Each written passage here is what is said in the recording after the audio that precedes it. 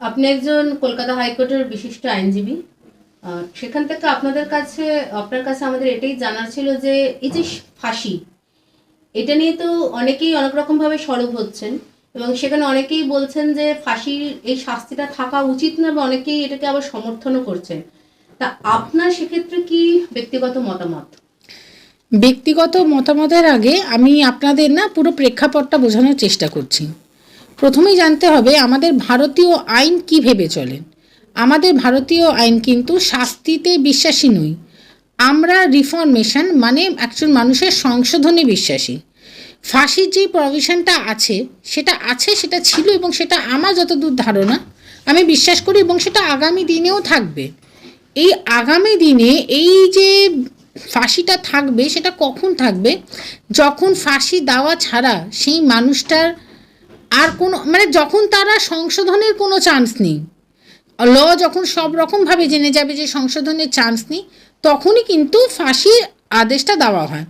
যদি 1 মিনিটের জন্য আইনের মনে হয়, লয়ের মনে হয় যে না এই মানুষটা সংশোধন করতে পারে, সেক্ষেত্রে আপনার ফাঁসির জায়গায় যাবজ্জীবন দেওয়া হয়। এর জন্যই কিন্তু আমাদের যেটা জেল যাকে আমরা বলি সেটা জেল না, তাকে আমরা সংশোধনাগার বা কারেকশনাল হোম বলে থাকি। কারণ আমরা রিফর্মেশনে বিশ্বাস করি, আমরা সংশোধনে বিশ্বাস করি। এবার আপনি যে কথা বললেন আমি ফাঁসির পক্ষে কি বিপক্ষে, এটা সিচুয়েশন বুঝে। একজন নির্দোষ যাকে স্কেপগোট করা হচ্ছে, আমি কখনোই তার ফাঁসির পক্ষে নই। কিন্তু হ্যাঁ, যদি সে যথাযথ অপরাধী হয় এবং সেটা যদি হিনিয়াস ক্রাইমের হয়, তার যদি কোনোদিনও আর শোধরানোর জায়গা না থাকে, তখন আমি ফাঁসির পক্ষে। আরেকটাও আমরা সমাজে যেটা দেখতে পাচ্ছি সম্প্রতি খুবই ঘটছে, যে বহুতল বাড়ি যেগুলো হেলে পড়ছে বা বিল্ডিং গুলো ভেঙে পড়ছে। সেই ক্ষেত্রে ধরুন কারুর বাড়ির পাশের বাড়িটা ভেঙে পড়ছে বা হেলে পড়ছে, সেক্ষেত্রে একটা নাগরিক হিসেবে তার কি কর্তব্য আছে এবং মানে আইনজীবী হিসেবে আপনারা কি করতে পারেন? আপনি যদি একটুখানি কলকাতা হাইকোর্টের পোর্টালে যান বা যদি রেগুলার জাজমেন্ট পড়েন, দেখবেন কর্পোরেশনের এগেনস্টে প্রচুর কেস হয় যে ইনলিগাল কনস্ট্রাকশনের উপর।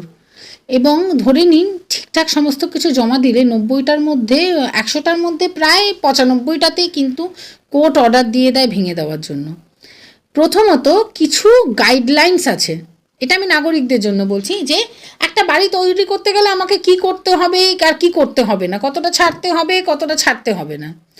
আমার পাশের বাড়িতে যখন একটা জমিতে বাড়ি তৈরি হচ্ছে, তখন থেকে কিন্তু আমার রাইট হয়ে যায় যে তাকে আমি বলি যে তুমি 3 ফিট রাস্তা ছেড়ে দাও, তুমি এত ফিট ছেড়ে দাও। যেটা যেটা কর্পোরেশনের নিয়ম আছে ওটা করো। এবং কর্পোরেশনকে কিন্তু এসে সয়েল টেস্ট করে বলতে হয় যে এই বাড়িটা কতটা ভিত নিতে পারবে, কতটা আমার ভিত হতে পারে, কত তলা আমার বাড়ি হতে পারে, সেটার কি হতে পারে। কিন্তু বেশিরভাগ ক্ষেত্রে করাপশানের জন্য এগুলো কিছুই হয় না। প্রথম হলো করাপশান, সেকেন্ড হলো মানুষের না জানা, মানুষের আইন না জানাটার সুযোগ এতভাবে এই করাপ্টেড লোকেরা নেয় যে এই ধরনের বাড়ি তৈরিও হয়ে যায়, বাড়ি বিক্রিও হয়ে যায় এবং বাড়িতে লোকও থাকে। খুব মজার ব্যাপার যে যেই বাড়িটা আপনার স্যাংশন পায় না, সেই বাড়িটায় জল আর ইলেকট্রিসিটি কী করে পৌঁছায়? যে স্যাংশন পায়নি মানে ইনলিগাল কনস্ট্রাকশন হয়েছে, মানে টেকনিক্যালি বাড়িটা তৈরি হয়নি, খাতায় কলমে ওটা কিন্তু ফাঁকা জমি। ফাঁকা জমিতে জল আর ইলেকট্রিসিটি কিভাবে পৌঁছালো? তারা তো ইলেকট্রিক বিল দিচ্ছে, তাদের কাছে তো কর্পোরেশন জল পৌঁছাচ্ছে, তাদের তো সুয়েজ লাইন হচ্ছে বাথরুম করার, সেগুলো কি করে হলো? প্রশ্ন তো আমাদের তুলতে হবে। একজন আইনজীবী হিসেবে আমি যদি অনেক প্রশ্ন তুলি, রোজ আমি যদি রিড করি, আমাদেরই প্রফেশনে এরকম প্রচুর লোক আছে যারা পলিটিক্যাল পিমস, তারা বলবে আপনি পাবলিসিটির জন্য করছেন। এর জন্য কোনো না কোনো মানুষকে কিন্তু এগিয়ে আসতে হবে, সিভিলিয়ানকে। আমি তো এটা প্রচণ্ডভাবে মনে করি যে এই প্রশ্নটা আপনারা ওঠান, যে যেই বাড়িটা তৈরি হয়নি, যার কোনো কর্পোরেশনের কাগজই নেই, পারমিশনই নেই, তো টেকনিক্যালি সেইখানে কোনো বাড়িই নেই, ওটা ফাঁকা জমি। যদি ফাঁকা জমি হয় তাহলে ওটা সুয়েজ লাইন কী করে ট্রেনে যাচ্ছে? যদি ফাঁকা জমি হয় সেই বাড়িতে জলের কানেকশন কী করে আসছে? যদি ফাঁকা জমি হয় সেখানে ইলেকট্রিসিটি কী করে আসছে? এইগুলো মানুষ কী করে ব্যবহার করছে? কেউ আমি না বলতে পারি, আমার না বলার রাইট আছে? প্রথম শিখতে হয় একটা মানুষকে শিকদাঁড়া নিয়ে বেঁচে থাকার জন্য, প্রথম শিখতে হয় right to say no, and learn to say no, and must you have to say no. যে না আমি এটা ভুল, আমি করব না। হ্যাঁ নিশ্চয়ই, আমার খুব স্মরণীয় কেস আছে।